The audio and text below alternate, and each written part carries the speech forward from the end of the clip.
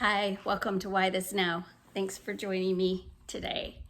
Today we're going to talk a little bit about one of the challenges we have in our life are the unexpected setbacks. And we are moving along through our life and we have unforeseen circumstances that occur from outside our lives that affect our lives, or a choice we might be making within our lives, or even something that's happening within our families. So when we have a setback that comes into our life, so it gives us that time to pause, and often we do ask, why now? Why this now? And it's part of why I have this channel, so that I can encourage you and, dare I say, instruct you on how to use some tools to walk within that setback. So one of the two things that I wanted to talk about today is the difference between painting our own lines and painting and walking the line from the little picture to the big picture. And the difference that I see when I'm having a setback or walking through a setback, recognizing it, examining it, is one, I look at the steps that I can take. And I've talked about this in past videos, and the things that I can control. And then also, are there steps that I am walking within the lines, trying to paint this picture of where I am right now, because it's the little picture. So we're painting the lines in this little picture of what are my steps doing now to move me to and past this setback to the bigger picture. Now the bigger picture does not have borders. If we buy a canvas for our wall, yes, it does have borders, but the big picture of our life does not have borders. We don't know when it's going to end. We just know that while we're in this journey, that we have some control over our steps and how we examine them and determine how we're going to walk this journey to paint our own lines and to not become overwhelmed by what isn't going right. We can look to what is going right and what can I change and what can I paint with my own steps and make choices that will help me move through this season. We don't know sometimes how long the setback season is going to last. And so what I want to be able to do today is encourage you to be able to take each of those steps and look at what I can do to live the best life now. And that's always what I want to do with this channel. Not waiting for things to get better, but being active in making them better yourself. We hear a lot about the victim mentality, and it is very easy to fall into that if you're only looking at everything that's going wrong. Why is this happening to me? Why aren't those people being nicer to me? Why can't I have different opportunities? I mean, we could ask the why, but the question we have to be asking is how am I? What am I doing for those steps to walk through these setbacks?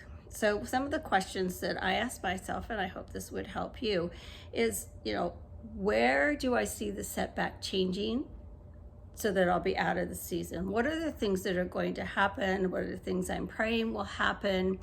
There may not be a lot of answers, but you will find some answers if you take a moment and think about how the setback is going to come to its conclusion. And then how are you participating in that change? Are you sitting back and just waiting for things to change? Are you waiting for other people to change it for you?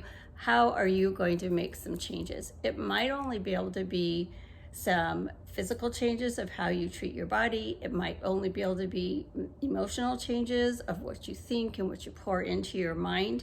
But those are active choices that you can make that will give you some sense of control while you're working through this, and it will encourage you on to get to the end of this season, a setback. Then what I also encourage, because I'm a big list maker, is to make those daily, weekly, monthly goals. If you feel overwhelmed, make them simple. Make it a very short list so that you can feel success in completing those. And as the days and weeks and months go on, if the setback is going to be a while, if it's a grieving process, it's going to be a while. It's not going to be something you can force and move through quickly. There are quite a few setbacks that we have in our life, because life's not perfect, that will take some time. So one of the main things that I always do, and I've learned this from a long, long time ago, is that I have to protect my mind. And some of my friends know that I've recognized that I have to protect my mind. I can't watch scary movies. I can't watch horror movies. I can't watch those reality cop shows. I just know that that will all revisit me when I sleep. It reminds me of past events in my life that were traumatic for me. I don't need to even do that. I don't want to participate in any of that. I will not go pay money to be scared. So protecting your mind, however that looks for you. I do have friends that love all the scary stuff. God bless them, not me. So my favorite verse to go to for protecting my mind is from the Bible, from Romans 12:2. And it says, "Do not conform any longer to the pattern of this world, but be transformed by the renewing of your mind." So not transformed, don't conform. I mean, there are so many things that are so unhealthy in this world now. It's that, you do you, and, you're your true self, and you have your own truth. Those are lies. Those are lies. So what we have to do is go to scripture. I totally believe that. If you don't believe that, I would challenge you to try it. But it's also what do you know that is healthy and uplifting for you, that is lasting? Something that is lasting. If it's not lasting, it needs to be cut out of your life. Easier said than done, but I recognize it, and in love, I'm telling you, cut it out. So the pattern of this world does not define our steps. We can be the rebel. We can be, which a lot of us think, oh, well, that'd be fun. It's challenging, but we can be the person that stands out because we're not going along with the crowd. We're not going along with what the latest trend is, that, well, everyone's doing it. No, what are we doing that's healthy for us? It may appear it's healthy for them, but it will not keep showing healthy in the long run. And we're seeing a lot of that in the news now, in the media. So in the weeks to come, I want to talk about how we order our steps, how we walk our line, painting our line, and living a life that doesn't have borders.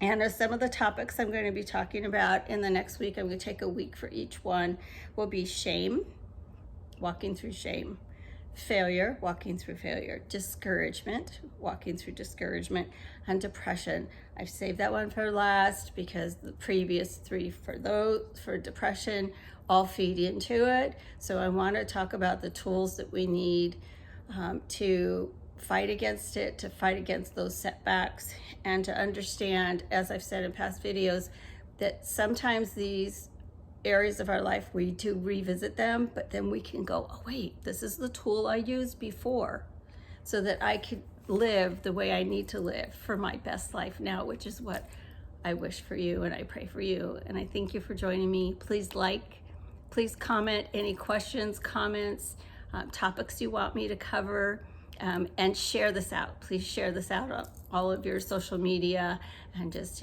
ask your friends to go to Why This Now Duffy. And as always, I wish you joy, peace, and hope as you live your best life in your Why This Now.